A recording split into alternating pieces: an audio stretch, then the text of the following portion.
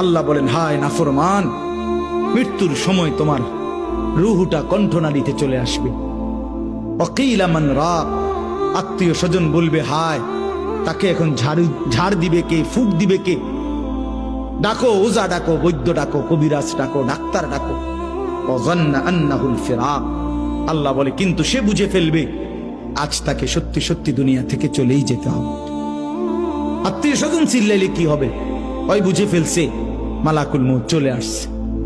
অলতাফাতিস সাকু বিসাক, আল্লাহ বলেন ভয়ে আর আতঙ্কে লোকটা দুইটা পাও, গোড়ালি, পায়ের গোসা, পায়ের গোড়ালি একটা একটার সাথে এইভাবে লাগায় রাখবে। এক সুতা নড়াচড়াও করবার মতো হিম্মত, সাহস, শক্তি তার দেহে আর থাকবে। ইলা রব্বিকা ইয়াউমা ইদিনিল মাসাক, এই অবস্থাতেই নাফরমান আমি আল্লাহর কাছে ফিরতে হবে।